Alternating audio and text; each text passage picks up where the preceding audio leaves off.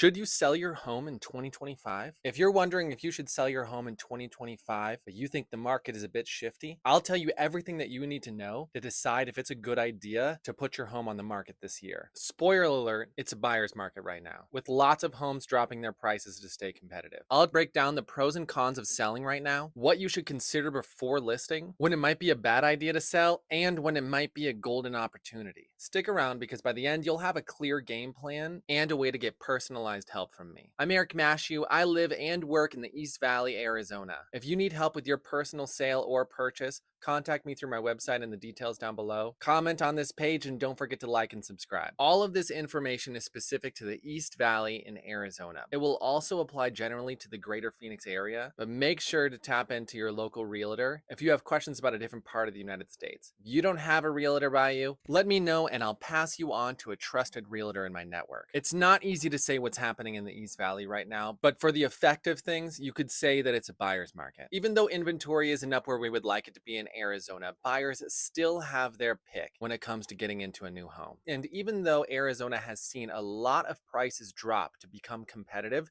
Queen Creek is still up 8% in health in the market. Things you need to consider if you're selling your home in this market. First of all, it takes a longer time. Most homes are selling in about 40 to 80 days, and that number keeps creeping up. The second thing is the number of price drops. You may have an idea of what your home is worth or what you would like to get out of it, but the market doesn't care. The market isn't a fair value assessment of your home. The market is this, what people want to pay for your house. We try to figure that out by looking at what other homes have sold for, and this gives us comps, and people will get appraisals based on those comps, but often those appraisals are closer to the top of the market value of your home. In a buyer's market, buyers are not going to pay full price for a home unless this home has a lot of competition. So if the price that makes sense to get as many people into your home as possible isn't the price you want to sell your home for, it might not be a good time to sell your home.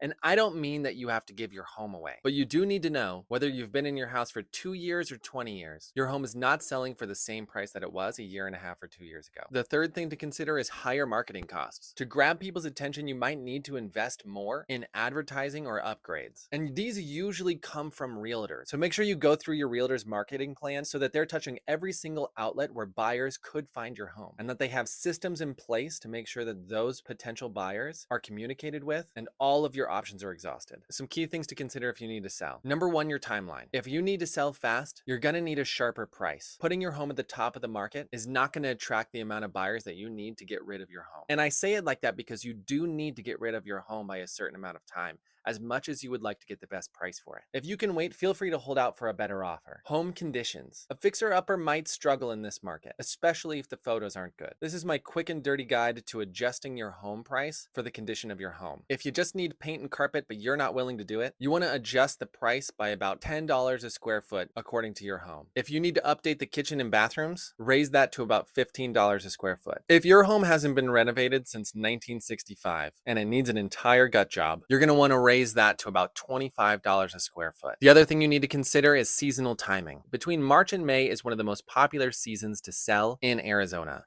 June and July can do well, especially if you have a pool. The summer sometimes slows down, but not always. But homes without a pool in the summer struggle, and their value goes down. The fall does well until the end of November, when of course the holidays come and people don't want to move anymore. Prices typically drop between the end of November and the beginning of January, and raise again right at the end of January. Here's when it might be a terrible idea to sell. It's not always the right move, and sometimes you should hold off, and I'll be honest with you if that's the case. First, if you bought a home in 2022 and people were giving extra cash offers of $50,000 or more, it is not a good time for you to sell. If you have to, you most likely will not make money on your home. The homes in Arizona just have not appreciated enough to give you your money back. You may walk away with little to no profit. The next two are my professional opinion. If you have a mortgage rate of 3% or lower that you refinanced in about 2022, then selling could mean giving up a fantastic investment. I highly recommend considering keeping that home and renting it out if you can. If you get a 12-month lease that can cover your your mortgage and some extra costs, then the debt on that home will not count towards your next purchase. You also only need about 3.5% to 5% to get into another new home. So I highly encourage you to do everything in your power to save up that 3 to 5%, rent out your current home, and get into a new one so that you can have two houses. Even though the market's not doing that great right now, Phoenix is still one of the fastest growing areas in the United States of America. Jobs are moving here every day, and the prices are only going to go up eventually. My personal opinion is that unless you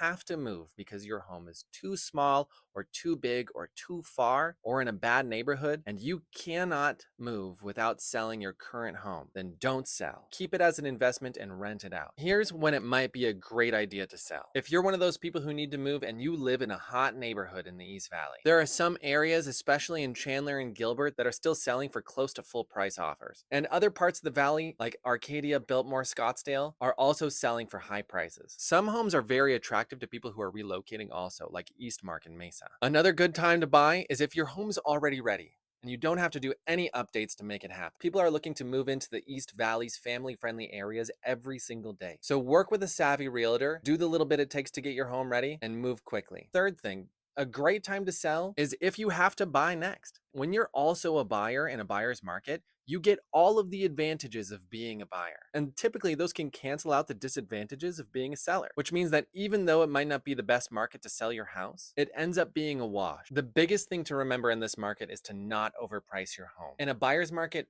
overpricing is a death sentence. Your listing will just gather dust. I've seen homes in Mesa just sit there because the seller was chasing internet estimates that were just way too high. The online tools are algorithms, not experts. They often don't know anything about your house, how old the roof is, the AC, what the inside looks like. They often also have an option for you to sell your house to them. And they're going to get more attention if their price is more attractive, which means that it might not necessarily be what a normal buyer would pay for your house. So to figure out the right price, make sure you check out the comps. Look at the recent sales, not the people who are currently on the market, but the recent sales of homes in your neighborhood that are like your home. The most important things to match are within a certain square footage, how many levels it has, and if you can find homes without crossing any major streets, that's the best.